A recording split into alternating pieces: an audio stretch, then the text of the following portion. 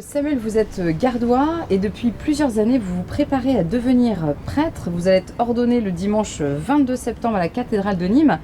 Alors, pouvez-vous nous en dire un petit peu plus sur vous? Qui êtes-vous? Alors donc j'ai 29 ans, je suis originaire de Saint-André-d'Olérague, qui est un petit village du côté de Bagnols-sur-Cèze. Voilà. Donc j'ai grandi dans ce village et puis je suis parti faire des études en Lozère, à Javol, voilà, des études de gestion forestière. Puis suite à quoi j'ai travaillé pendant 2 ans et demi. Voilà, et puis en 2017 je suis rentré en année de propédeutique, une préparation au séminaire, et puis au grand séminaire de Toulouse pendant 6 ans après. Très bien. Alors, c'est vrai que c'est un parcours assez étonnant et puis vous êtes jeune. Comment l'appel au sacerdoce, devenir prêtre, vous est-il venu? Comment ça s'est passé?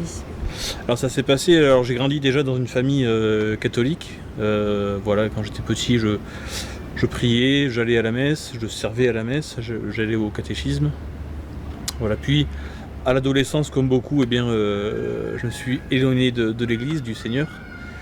Et puis, quand j'ai eu 18 ans, avec le permis de conduire, ma grand-mère me demandait de l'emmener à la messe. Donc je l'emmenais à la messe et comme j'y étais, je restais. Voilà, et puis en allant à la messe, je trouvais ça, je comprenais pas grand-chose, mais enfin je trouvais ça beau. Il y avait de l'encens, des belles lumières, des musiques. Voilà, et puis ensuite j'ai commencé à aller seul à la messe, voilà, et puis à prier, à ouvrir la Bible, à relire les Écritures. Voilà, et puis un jour que j'étais à la messe, je peux dire que j'ai rencontré le Seigneur présent dans l'Eucharistie. Et c'est à ce moment-là que je pense que ma vie a changé. Parce que j'ai compris que le Seigneur était plus grand que tout, plus infiniment aimable, et que lui nous aime d'abord en premier, voilà, d'un amour de miséricorde. J'ai voulu d'abord suivre le Seigneur dans une vie de foi ordinaire, et puis j'ai compris que le Seigneur me demandait de le suivre davantage. D'accord. Donc c'est vraiment une rencontre personnelle avec le Christ, vous le dites, c'était au cours d'une messe. Alors comment on fait la rencontre avec le Christ? Pour vous, comment ça s'est manifesté? Alors pour moi, ça s'est manifesté d'abord dans du côté, on pourrait dire, un peu émotionnel, où je me suis senti profondément aimé d'un amour infini. Et quand on se sent aimé d'une telle manière, en fait, on veut y répondre. C'est inscrit dans le cœur de l'homme, on veut répondre quand on nous aime, voilà. Et donc d'abord du côté émotionnel, j'ai compris aussi avec la raison que le Seigneur était vivant et qu'il m'attendait. Et ça, c'était vraiment au niveau de la messe, au cours d'une messe, où vous avez vraiment ressenti l'amour de Dieu pour vous. C'est ça. Alors, pour devenir prêtre, c'est un parcours qui est assez long. On a le temps aussi de discerner. Ça peut environ 7 ans d'études, je crois. C'est ça. Et parmi ce parcours, donc il y a beaucoup d'études. Et aussi, il y a un discernement qui est posé. Est-ce que pendant ces 7 ans, vous avez eu des doutes sur cet appel? Alors, pendant ces 7 ans, oui, donc de formation, évidemment que j'ai eu des doutes. J'ai eu des doutes parce que être prêtre, c'est pas la chose la plus reposante du monde. Il y a des contraintes, mais en même temps, alors je ne suis pas encore prêtre, je le découvrirai dans quelques jours, mais il y a, je pense, énormément de joie et de grâce que le Seigneur donne. À quelques jours de votre ordination, voilà, quelle est vraiment l'émotion qui vous habite le plus? Alors, plusieurs émotions.